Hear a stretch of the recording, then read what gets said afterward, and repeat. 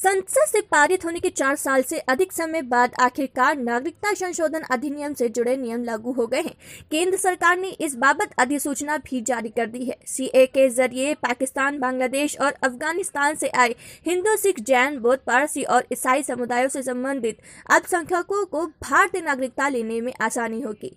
हम इस खबर में आपको बताएंगे कि सरकार द्वारा जारी सीए के जरिए नियमों में क्या क्या है। गौरतलब है कि नागरिकता अधिनियम 2019 पाकिस्तान, बांग्लादेश और अफगानिस्तान से 31 दिसंबर 2014 से पहले भारत आए गैर दस्तावेज गैर मुस्लिम प्रवासियों को भारत की राष्ट्रता देने के लिए लाया गया है। गैर मुस्लिम प्रवासियों में हिंदू, सिख, जैन, बौद्ध, पारसी और ईसाई हैं। भारत में नागरिकता की मांग करने के लिए ऑनलाइन आवेदन करना होगा। इसमें आवेदन को बताना होगा कि वे भारत में कब से रह रहे हैं। केंद्र द्वारा जारी अधिसूचना में बताया गया है कि सीए के तहत भारत की नागरिकता की मांग करने वालों को पहले कम से कम 12 महीनों तक भारत में बिताना होगा। इसके बाद ही वे भारतीय नागरिकता के लिए आवेदन के पात्र होंगे। इतना ही नहीं, इस 1 साल से पहले के 8 सालों में से कम 6 साल भारत में बिताने होंगे। इसमें कहा गया है कि कानून में ये भी प्रावधान है कि यदि किसी नियम का उल्लंघन किया जाता है तो overseas citizen of India OCI card धारकों को पंजीकरण रद्द किया जा सकता है। सोमवार को अधिसूचित नियमों में यह भी कहा गया है कि भारत की राष्ट्रीयता के लिए आवेदकों को यह भी बताना होगा कि वे मौजूदा नागरिकता को हमेशा के लिए त्याग रहे हैं और वे भारत को स्थायी घर बनाना चाहते हैं। नागरिकता अधिनियम 1955 ये बताता है कि कौन भारतीय नागरिकता प्राप्त कर सकता है और किस आधार पर। कोई व्यक्ति भारतीय नागरिक बन सकता है यदि उसका जन्म भारत में हुआ हो या उनके माता पिता भारतीय हों या कुछ समय से देश में रह रहे हों आदि। हालांकि अवैध प्रवासियों को भारतीय नागरिकता प्राप्त करने से प्रतिबंधित किया गया है। अवैध प्रवासी ये विदेशी होता है जो पासपोर्ट और वीजा जैसे वैध यात्रा दस्तावेजों के बिना देश में प्रवेश करता है या वैध दस्तावेजों के साथ प्रवेश करता है लेकिन अनुमत समय अवधि से अधिक समय तक रह रहता है।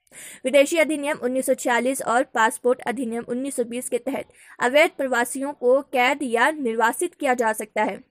1946 और 1920 अधिनियम केंद्र सरकार को भारत के भीतर विदेशियों के प्रवेश, निकास और निवास को विनियमित करने का अधिकार देते हैं। 2015 और 2016 में केंद्र सरकार ने अवैध प्रवासियों के कुछ समूहों को 1946 और 1920 अधिनियमों के प्रावधानों से छूट देते हुए 2 अधिसूचनाएं जारी की थी। ये समूह अफगानिस्तान, बांग्लादेश और पाकिस्तान से हिंदू, सिख, बौद्ध, जैन, पारसी और ईसाई है जो 31 दिसंबर 2014 को या उससे पहले भारत आए थे। इसका मतलब ये है कि अवैध प्रवासियों के इन समूहों को निर्वासित नहीं किया जाएगा।